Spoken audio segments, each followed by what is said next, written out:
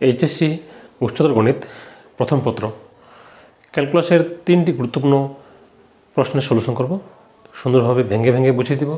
তোমরা ক্লাসগুলো রেগুলার দেখবে, তোমাদের কাছে ক্যালকুলাস সবচেয়ে সহজ মনে হবে। আর ক্যালকুলাস থেকে প্রতি বছর 30% প্রশ্ন এইচএসসি পরীক্ষায় এসে থাকে, ওই জন্য ক্যালকুলাস খুবই গুরুত্বপূর্ণ সবার জন্য। দেখো এখানে বোর্ডে দেখতে পাচ্ছি 3টি প্রশ্নের সলিউশন করতে হবে। আমি যে তোমাদের প্রশ্নগুলো সলভ করতে সেটা হলো অসীম কুমার সাহার বই থেকে, অসীম কুমার সাহা বই থেকে সলিউশন করতেছি। 10 অনুশীলনের নাম্বার 1-এর 7, 8, 9 এই 3টি প্রশ্ন ভেঙে ভেঙে সুন্দরভাবে তোমাদের বুঝিয়ে দেওয়ার চেষ্টা করব।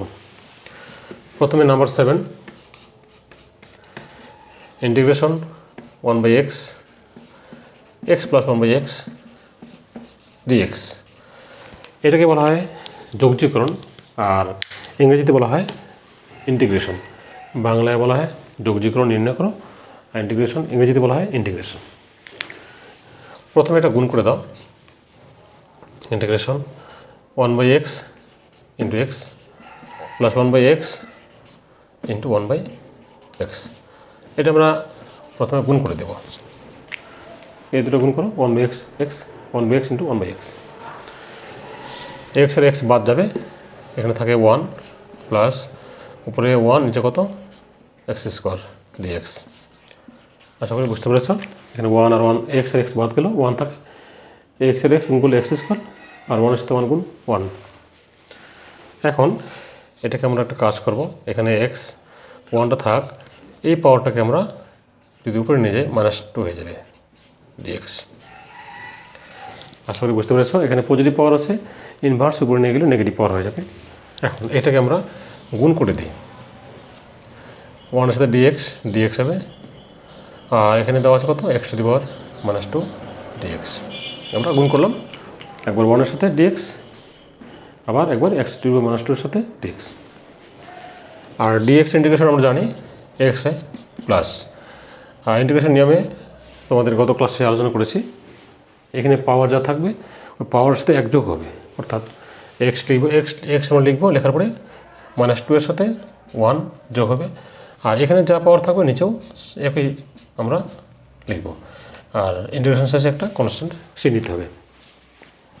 আবার বুঝে দিচ্ছি, এক্সটাকে নিব, এখানে পাওয়ার যা থাকবে ওর সাথে 1 যোগ হবে, আর এই পুরো পাওয়ারটা আমরা নিচে আবার লিখব +c।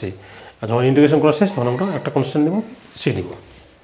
যদি সূত্র দেখতে চাও, আমি গত ক্লাসে আলোচনা করেছিলাম x⁻n dx, এরকম x⁻n + 1 নিচে n+1 প্লাস হলো c। এই হলো আমাদের ইন্টিগ্রেশন। এখন এখানে দেখো x, এখানে -1 আর এখানে x⁻ কত -1 + c, x মাইনাস এটা 1 কত x + c, এটা আমাদের অ্যান্সার। দেখো এই যে মাইনাসে প্লাসে মাইনাস হলো, আর x ইনভার্স মানে কত 1/x। এটা আমাদের নির্ণয় প্রশ্নের সলিউশন। এবারে যাবো আমরা নাম্বার 7-এ। নাম্বার 7-এ যাবো না 8-এ যাবো, নাম্বার 8।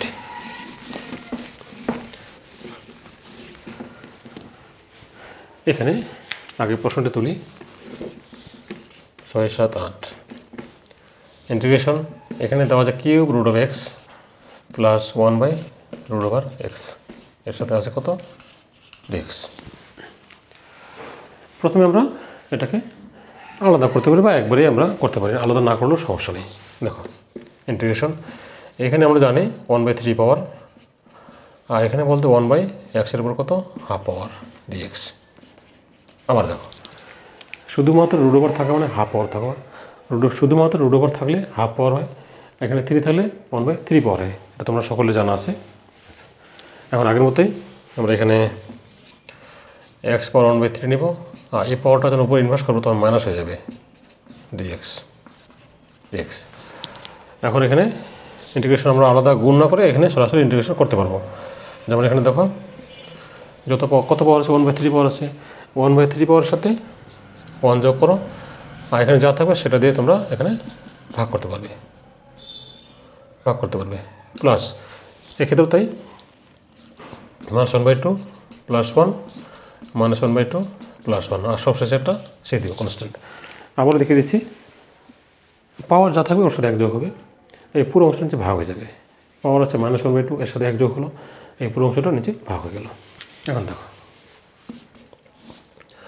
এক্স, তাহলে 1 + 3 লসাগু 3, 1 + 3 প্লাস এখানে লসাগু 2 লসাগু হবে 1 + 2, আর এখানে লসাগু 2 -1 + 2, তার মানে এখানে কত আসতেছে এক্স পাওয়ার, এক্সটা আমরা সামনে লিখি, এক্স পাওয়ার 3 আছে, এক্স পাওয়ার 4/3, এখানেও 4/3 প্লাস এখানে এক্স পাওয়ার 1/2, এখানেও 1/2, সংখ্যাটা উল্টে নিব 3/4, এক্স পাওয়ার 4/3 প্লাস এখানে 2 আসবে, এক্স পাওয়ার 1/2 প্লাস সি, প্লাস সি, ব্যাস আমাদের ইন্টিগ্রেশন